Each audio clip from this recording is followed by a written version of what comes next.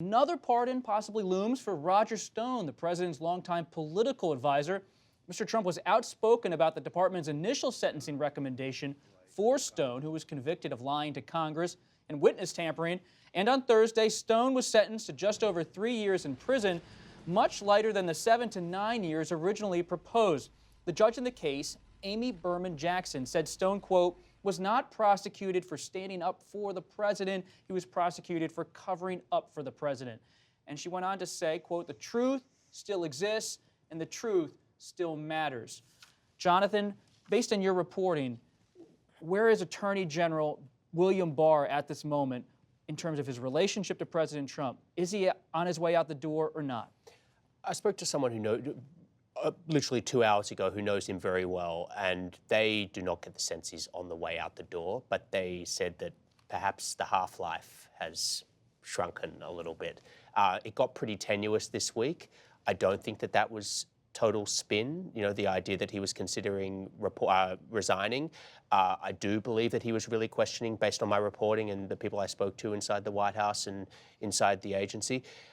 But basically, he's in a situation where he's under so much pressure because Trump wants results. And in Trump's mind, results is really getting some of these people indicted. I mean, Trump was really irritated that Andrew McCabe, the former FBI deputy, was not, locked up. Trump is now putting a whole lot of pressure on the Durham report, which is the investigation of the origins of the Russia investigation. If that report turns out to not be a blockbuster, there's going to be huge pressure on Barr. What's driving the pardons?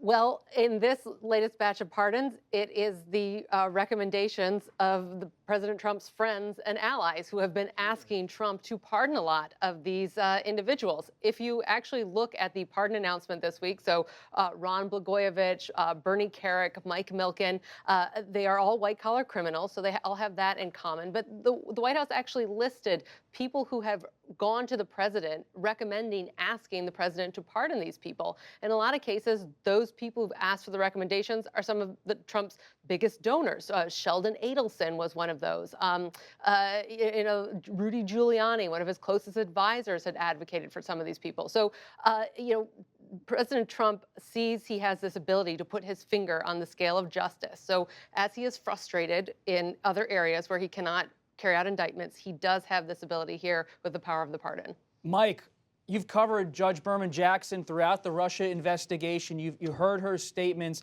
Based on your reporting, what's the view inside DOJ as the president personally intervenes?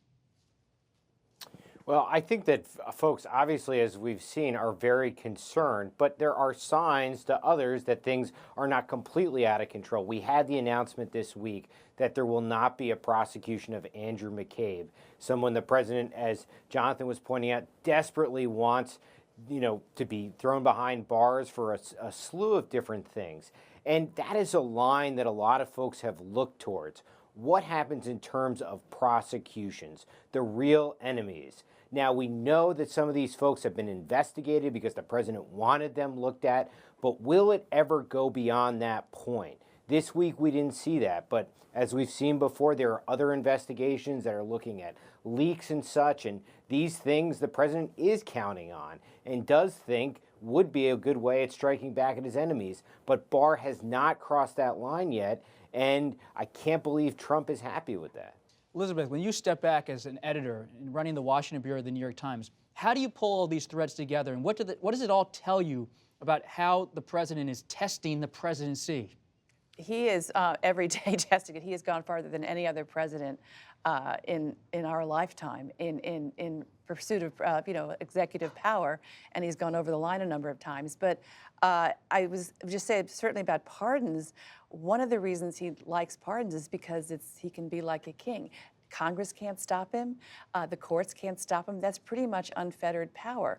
And we also know he hasn't actually gone through the formal process through the Justice Department. He just, as Shannon said, he just calls up his friends and business associates and gets ideas, and then does it in a matter of hours. So I think, what he is doing every day is expanding presidential power, to the point where I predict that the next president, who's not Trump, there'll be a legislation trying to curtail executive power the next time around. I don't know how far it will go, but I think he's just he's gone beyond anything I've seen. The Democrats control the House, but after impeachment, what are their real options for oversight?